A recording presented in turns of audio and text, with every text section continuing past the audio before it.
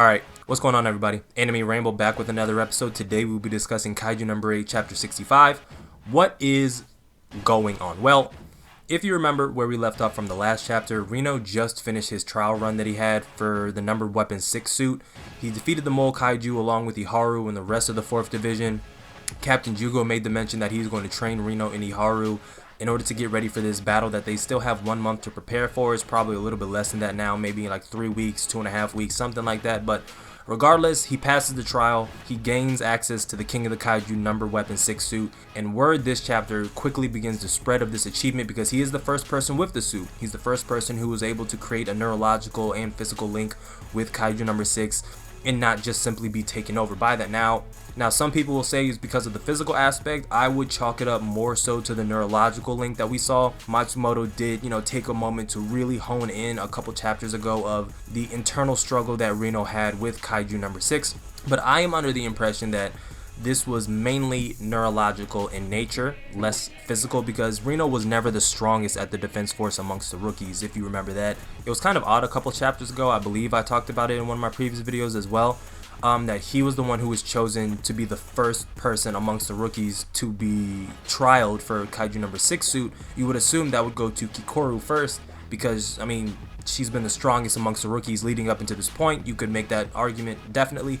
Kafka, I would say he's number 2, but Reno, arguably he's number 3, and you would assume that he would get that chance, but I would have just assumed they would have given it to Kikoru first because she's already shown to not just handle the basic weapons that the defense force has to offer, but the next upgraded tier, right? She was given an axe very early on, and you would assume that the progression would keep going because she's showing being able to handle weapons that require more fortitude output to be unleashed. That wasn't the case, so I'm not trying to take anything from Reno. I just wanted to point that out. And if you've been a part of this channel long enough, then you already know that I'm under the impression that Reno is either fully or in part kaiju. So for him to be able to make a neurological link with a kaiju that has given literally everybody who has came before him, even Isayo, who was dubbed the strongest in the defense force, he was able to surpass all of them and gain access to this incredible weapon, which, look, if they're about to go up against Kaiju Number 9, I'm all for it. Regardless of that, we flash over and Kafka is now finally getting information that Reno has passed the trial that he had. I don't even think he knew he had a trial run to begin with because he's just completely surprised this chapter.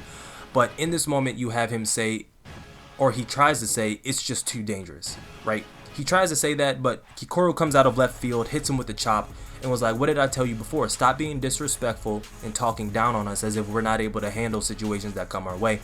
And she's completely right. These are soldiers. He signed up for it. He knows the risks. Everybody knows the risks. You don't sign up for a military and think everything's going to be peaceful and not dangerous, right? It just comes with the territory.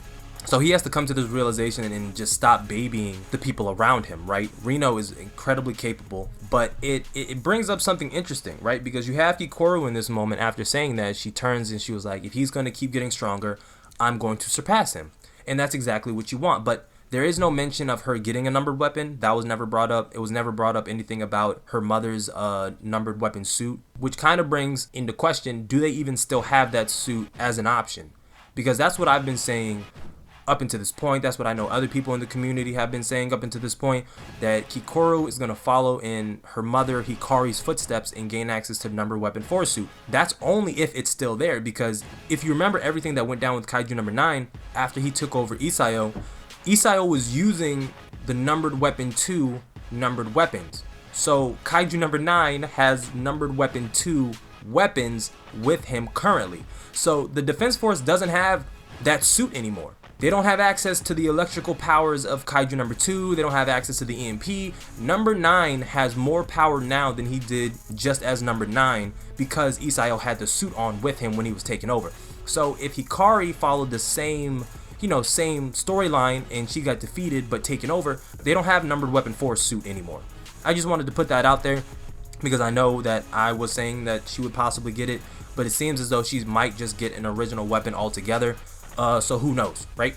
Maybe numbered weapon, maybe Kaiju Number 3, right? That'd be interesting. Get her Kaiju Number 3, the Kaiju that came before Number 4, maybe Kaiju Number 5, the one after. Who knows? I'm rambling at this point. Let us move on. because the last part of the chapter that I want to talk about follows after Kikoru just told Kafka about her wanting to surpass Reno and stop looking down on them because of just who they are as a person. He doesn't even look at Reno and Kikoru as soldiers. He looks at them as his friends, which is cool, but you know, this is your profession. After all of that happens, he goes to the track to start to run, clear his mind, train a little bit, and you actually notice in this moment that he has his entire arm covered because he can't untransform that hand of his. And he starts thinking to himself that he is completely weak. It's not him that they need around, it's Kaiju number 8 that they need around.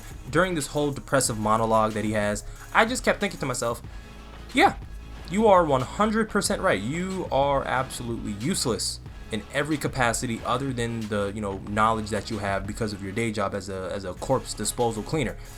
But you're not contributing at all. If you didn't have Kaiju number 8, you wouldn't have passed. I think up until this point in chapter 65, his unleashed combat potential is still like 1 or 2%. It's incredibly low. So for him to come to this realization, you can't, I mean, what are you going to do? Say no, he's useful? He's not. He's not useful in the least. So something has to change. Something has to give. And while he's running around the track, while he's doing this thinking, a voice appears from behind him and is none other than Vice Captain motherfucking Hoshina, chilling at the bench, at the track, watching him, listening to him. I think he was having this conversation out loud. They had the little internal monologue bubbles in the panels, but by the end of the chapter, Hoshina gives Kafka words of encouragement that coincide exactly what he was supposedly thinking, so I have no idea. Maybe that would be wild if Kaiju number 10 gave him the ability to read minds. Anyway, I'm not going to get too ahead of myself. But the vice captain is there, and he has some words for Kafka. First thing he does is that after Kafka realizes that it's the vice captain, he's just shocked, because the last time that they saw each other was when Kaiju number 10 attacked Defense Force Base 3, and the entire thing went down with the reveal that Kafka was Kaiju number 8. So the first thing that Hoshina does is he draws his swords on him, causes Kafka to fall back, and he was like, you know, that's my payback, that's my revenge. And Kafka's like, what? He was like, yeah, that jump scare, that's all I needed, because, you know, you didn't tell me you were Kaiju number 8, so this is my revenge for you not telling me, which, sure, is very lighthearted. Hoshina has always had a soft spot for his soldiers, for his squad. I love the fact that he was able to see why Kafka was not willing to tell him the secret. You're in a profession that slays kaijus. You don't want to tell somebody that you are a kaiju and expect for them to look at you the same. We don't even know Hoshina's going to look at this man the same. But he gives him some words. He was like, look, I was just updated on your entire status that's going on. If you continue to transform, you might not be able to untransform back into a human. So it's better that you just stop here and now instead of risking your life and the possibility of us having to take you out and you not living anymore because you want to prove something that you don't necessarily have to prove. So Kafka's sitting in this moment, he's crying, he's sobbing, and he takes a moment, he considers it, he thinks about it, he ponders it, and he claps back at Hoshina like, I can't do that, sir. If they're going to be out there risking their life, I'm going to be out there risking my life too. I'm going to transform whenever it's needed. Even after him being said, if you continue to transform, you might not be able to revert back, he said, I'm going to continue to do it time and time again as long as this country needs me. So Hoshina, in this moment, takes it under him to be like, fine, if you're going to continue to transform, you're at least going to be trained to the highest degree possible. So Hoshina offers himself to Kafka to train him in the ways of the sword. I'm expecting Kafka to come out rocking twin swords in some upcoming chapter. I hope it's the case. I hope that Kafka can just be a badass on his own and doesn't have to completely transform. We might just see a situation of him just transforming his legs and arms, giving him this massive speed boost, but leaving his torso and head completely, you know, unaffected. So that way he has some ability to remain in control if something ever pops off. That's just me speculating, but regardless, something has to break. Something has to shake. Something has to be done differently if they want to take down Kaiju number 9. It was something I didn't even consider about Kaiju number 9 up until this point when I had mentioned it at the beginning of the video. Kaiju number 9 isn't just Kaiju number 9, he's Kaiju number 9 with Numbered Weapon 2 suit on.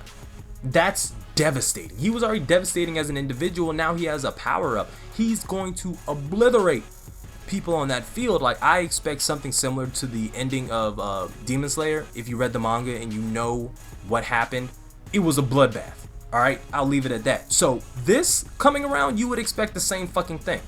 But we have no idea. So I guess the question I have for the comment section is, how would you order them currently? Right now with all the power-ups, well, we don't have all the power-ups. Kikoru still doesn't have a weapon that replaces her axe that she broke. So as far as we know, she's still down to a pistol. So I fully expect to see what Kikoru is bringing to the table next chapter, if by not chapter 66, definitely by chapter 67, because I think we might go into a little mini training arc with Kafka.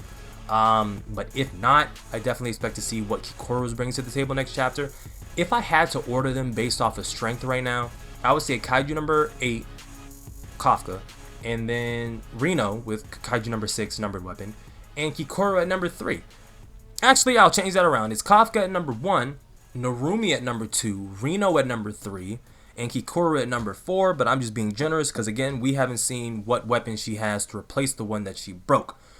I still don't think this is enough to take down Kaiju number 9 with numbered weapon 2 weapon attached to him. I just don't. Especially if you don't have Kafka being able to be fully in control, because this isn't like something previous, right? Previously, it was a mental block that was stopping him from transforming. Now it's a physical block that's stopping him from transforming, but it's really not, because he can transform at any moment. But that physical block that I'm talking about is the fact that he might not be able to revert. That's a whole different ballgame. Then on top of that, you have to run the risk of your teammates now having to worry about you losing control more than ever. So we will see what's going down in upcoming chapters. I think I've rambled on long enough. If you made it to the end, thank you. If you are new, go post social and smash that subscribe button. Let me know you rock with the content that I put out on the channel.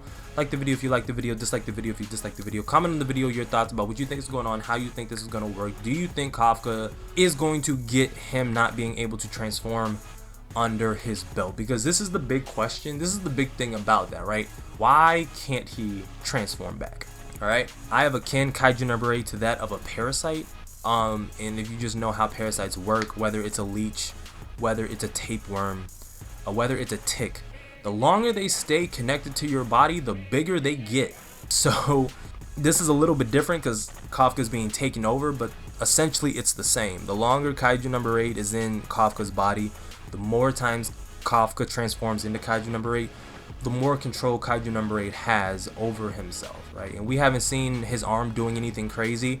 It's only a matter of time, so they have to really figure this out. They understand now that it is progressive, and if he keeps transforming, he won't be able to transform back. Now they have to come up with some way to limit that access. Something along those lines. You would assume that they have something like that developed, considering that their weapons rely on neurological compatibility before anything else.